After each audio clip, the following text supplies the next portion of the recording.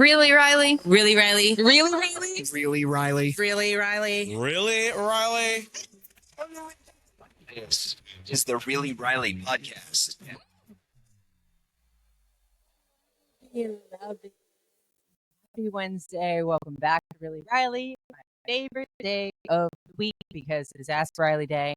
I get to answer the questions that you want answered, and some of these are sometimes hard to answer, sometimes they're really funny, but everything is always very telling and very real. Like I said, I am not an expert on anything, but I always try to be very honest about everything. So I usually put this question box on Instagram on Tuesdays, and you can ask whatever you want, or you can always email me at reallyrileypodcast@gmail.com. And the DMs are always open at RileyCouture and at reallyrileypodcast. So let's get into it. First one, a little bit of a heavy hitter. How do I handle knowing that I will never be the one thing I always wanted, a mom? That is a really big one because of the fact that I was there as well, and I'm very blessed that I, have my two boys. I did have, two miscarriages, one before Malin and one after. My youngest is Malin. And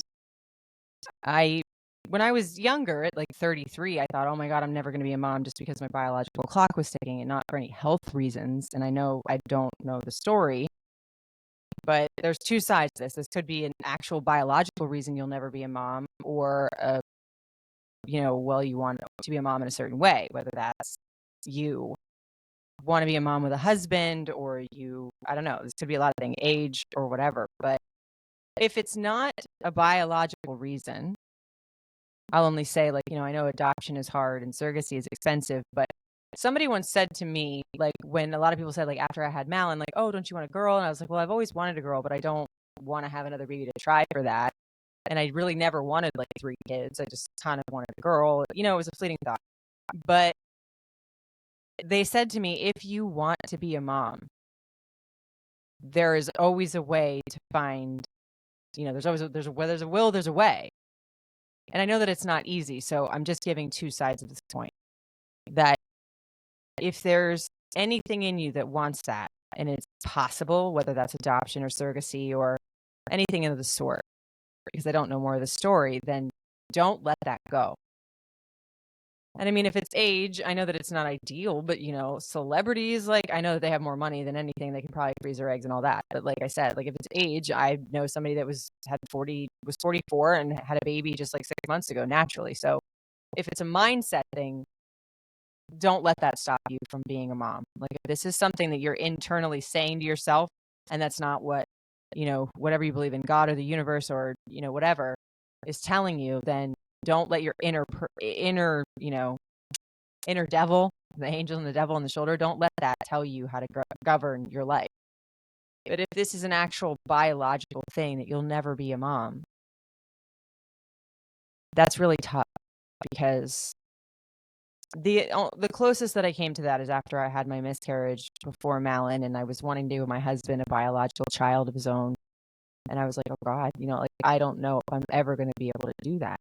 And I know that's not the same thing because I already had a son, but it was such a weight on me because I was 37. I had my son at 40, and I was just so scared because I knew that I wanted him to experience that. And I felt like as women, we feel like that is our biological duty and right to do. And maybe not all women feel that way, but I'm speaking from my experience, and I'm assuming this person's. It's like you feel like you're internally broken, or why was I the one that wasn't able to do it? And there's not a real comforting reason that's not going to make me sound like an ass. But what's for you will always be for you. And there's got to be a greater reason why not. I could never grapple with the fact why I had my first miscarriage. And again, I know this is not the same thing, but I'm just trying to relate my experience to this person. That I was like, why? I'm healthy. I did everything right. I'm in love. This is my person. But I didn't know the other sides of it. What if there was going to be something wrong with me or the baby and I wasn't going to be able to mentally or physically handle it? I don't know. Maybe you have a higher calling that doesn't include being a mom. And I'm not saying that just because you're a woman, you have to be a mom and that's like your sole purpose in life. Like I always thought of that my life would not be complete if I wasn't a mom. And so I completely 100% empathize with this question. But, I've had people in my life that are friends or whatever that have been like, quote, mom to me. And maybe that's your calling if you really want to love something and care for something or someone. Maybe that is your calling to put that yearning into something or someone else. I have my babies, but, I have my other babies. My career was my baby and my podcast is my baby. My business is my baby. And I know that it's not the same fulfilling thing. I know that it's nothing in comparison. But I'm not God. I'm not the universe. And I can't really explain why. But I will say through every heartbreak, tragedy, devastation I've ever had, I may not always know the reason. But once I deal with the grief of it, I do realize there was a greater purpose. And I know that that seems like really crappy advice in this situation. But having not knowing more, that's the best advice I can give. And I hope it gives some tiny little bit of comfort. Oof. See, I'm such an empath that I feel that to my soul. I really do. So the next question, tips on making friends as adults. I love my husband and I miss having a friend group. Okay. So what's crazy is up until like a couple of years ago, I remember saying this on air in terrestrial radio that like I was done with making friends. My friend group was closed. I have my people. I have the women that stood up with me in my wedding. Those are my core people. Most of my friends that are close to me that I talk to every day, if not every other day, I've known for 15 years plus. And I was like, I'm just not open for new friends. But what's so crazy, and a lot of the newest people I have in my life are friends and we got this army, but it's just like, I don't want to say that I wasn't like going to like friends for Facebook and like Bumble for friends or like going to mom groups or anything like that. I just was more open when people would be like, hey, do you want to hang out? Or when I would meet someone, and I still do this now, like if I have a connection with somebody, I'm like, hey, can I get your phone number or can I get your Instagram? And sometimes it just starts with a conversation. You really have to be open to like finding people the same way you'd be open to finding somebody to date. Because I think friends, it's kind of a lot the same. Like, especially if you're a person that doesn't have a large friend group around you, you want to be choosy about who you bring in. Like, I was at Lyric's like pool party soccer thing at the end of the season or whatever, just a couple weeks ago. And I mean, most of the women there like had known each other forever, or at least had convened during the season. And I was kind of the odd mom out. But I sat there and I was talking to this one mom, and it's not like we were from all the same walks of life. She was from like a completely different state, but we were both kind of the odd moms out. Like she was 10 years older than me. We didn't dress the same. We don't look the same. We were not in that same like age category that like, all the apps try to put you in. Like, what are you, 18 to 25, 30, what is it, 35 to 49 or something, whatever. I hate those age boxes. But I was just like, let's just chat. And speaking of the friends that I've made that I know now in the last year and a half are my lifelong people that literally we would just talk on Instagram. We would just talk on Facebook. And then it went to like, hey, why don't you transition this over to let's text? And then it was like, let's hang out. One of my closest friends, I call her D, it was a listener. And she reached out to me and she was like, hey, do you want to meet? She came to my pop-up once and she was like, hey, do you want to meet up for lunch? And I honestly, I'm not an introvert, but I'm not a person that like when people invite me to stuff that I'm super quick to go. Surprisingly not. Like I'm obviously very outgoing given what I do, but like in my personal life, I'm just kind of like, I don't like to let people in very easily. But I was like, you know what? She's got great energy. Let's do it. Like I said, it's like putting yourself out there, like dating, but for friends. And it's like you just have to try people on. And sometimes it sucks because sometimes you'll go hang out with people. I'm like, oh my God, you're so draining to talk to. And I just like wasted all this time. But especially if you don't have kids, like, and you can just go, like, do it. Like, if you are interested in something like a yoga class, this sounds so self-help, but I mean, it's true. or you're like at a place where like workshops are great places, like people that are like-minded. Like I love it when I do my manifestation seminars. There's like now like a little friend group. They'll text each other and be like, hey, do you want to sit together? And they see each other most of the time only at my manifestation seminars, but it's like they've clicked. And you can take that a step further because I think most people that are like-minded are willing. So if there's something you go do and you enjoy that's like a group setting, because I'm not one that's going to do like, hey, let's do a meetup, like speed dating for friends. I just, I guess because I have to be so outgoing in my career, I'm kind of like, I don't want to exude all that energy. But it really is, again, opening yourself up to what you want in the universe. And it's like what you want is a core friend group and you want to go out and have girls' nights and stuff like that. Well, you have to actively put that into motion. And like I said, is there somebody that you talk to on Instagram all the time that's like, hey, let's hang out? Put it out there. You're not going to feel like a weirdo. It's like a friendship thing. I think it's so weird that like as kids, we go, or I always I always look at life through the lens of my kids because they're so innocent and so happy and it's so easy for them in a sense until they get to like middle school and everybody turns into jerks. But it's sort of like on the playground, they'll be like, hey, hi, you want to play? And they just do. It's not like they're like, oh, I don't know if they'll like me, or I don't know if we're the same, or we have the same views on politics and all that stuff. And it doesn't have to be. It's just, do you want to be cool? It's literally, you can tell I've been doing a lot of inner child work. It's literally like taking yourself back to that stance of when life was innocent and easy, and there weren't all these ulterior motives with people. Just go back to that. Like, and I know that I'm making all of these things sound way more simple than they are, but just try it. Or go to a coffee shop and just strike up a conversation with somebody.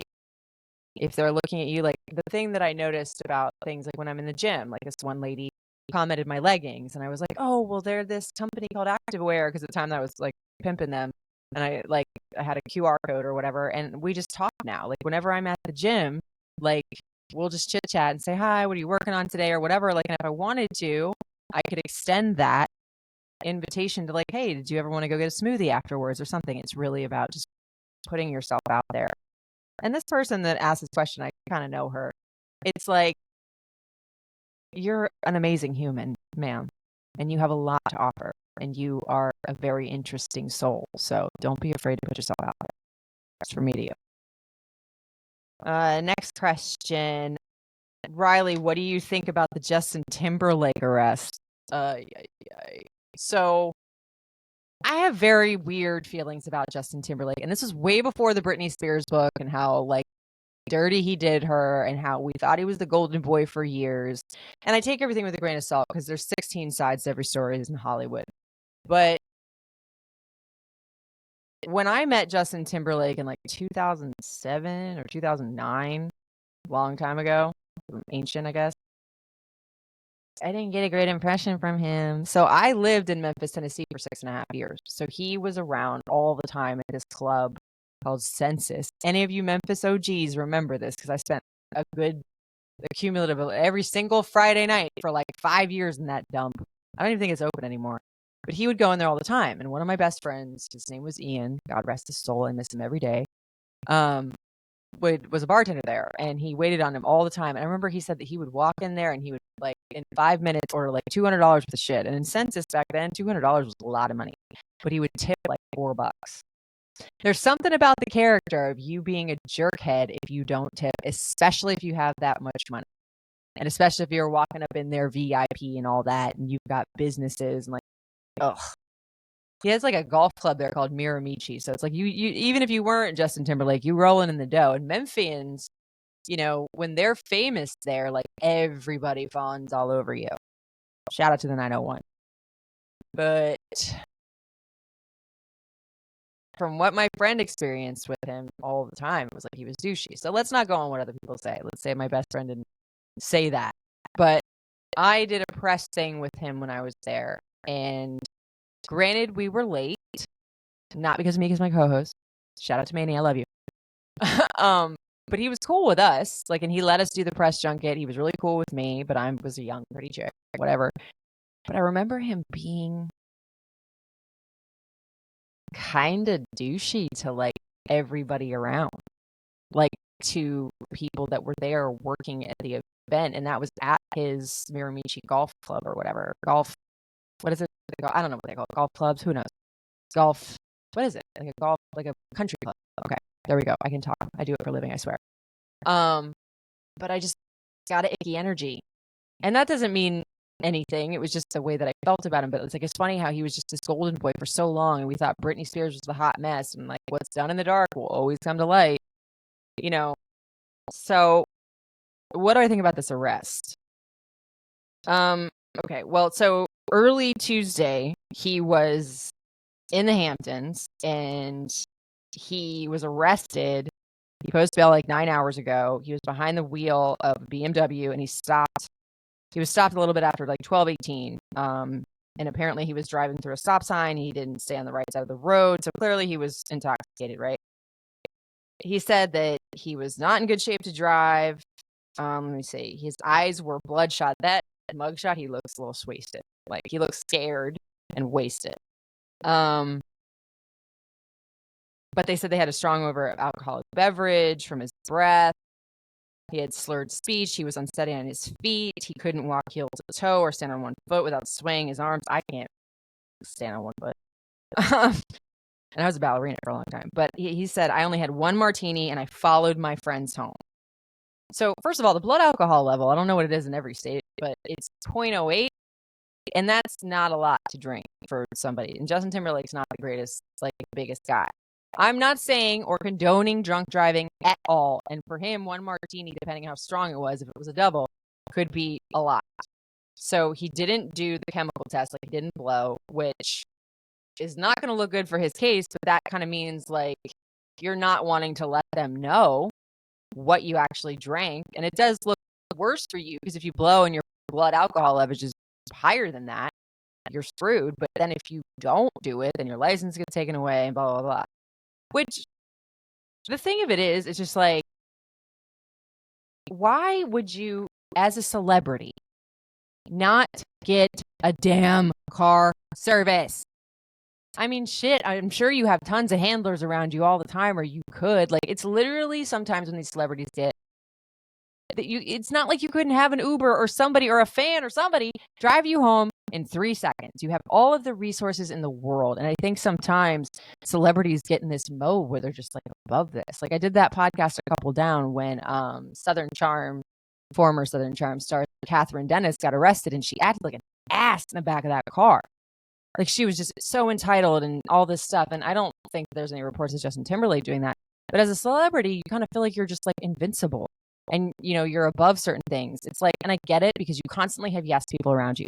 You have all of this money. You have all of this affluence. You can do whatever you want in the way of like, if you want to fly somewhere in 3 seconds, you do it. You want to VIP this.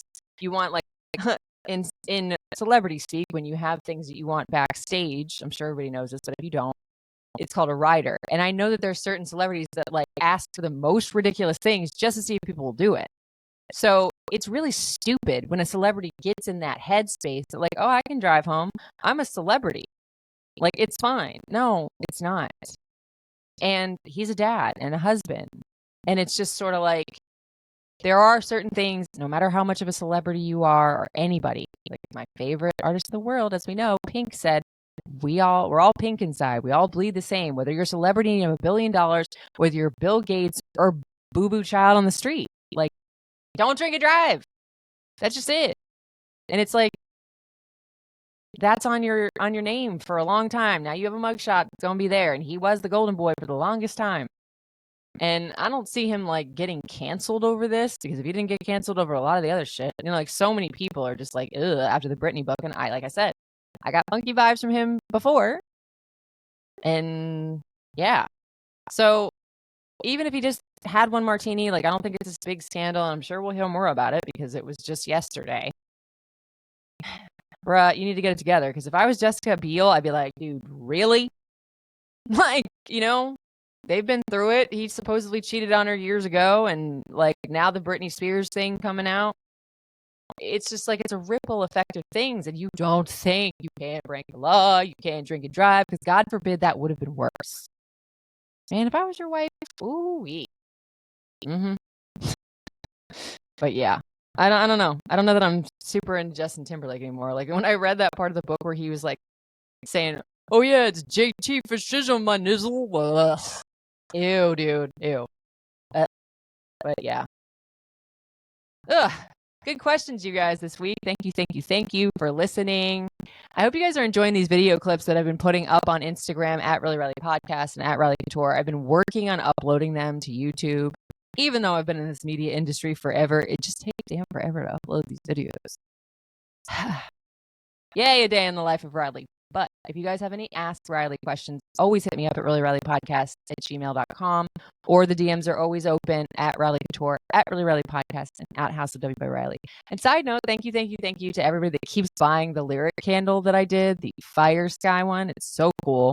My orange, oh my God, I swear I talk for a living. My fingers have been orange and red for like the last 3 days. But it's worth it, because basically what I do is $5 of every candle goes to my little buddy. And whatever he collects, he gets to spend half, and then he has to save half. I'm trying to teach the kid about, money, and that just because you want to buy something on your iPad that costs $20, it's not just like that. Mommy has to work for it. So there you have it. If you want one, you can always hit me up at House W by Riley. I love you guys so much, and thank you for listening, and I will chat with you mañana.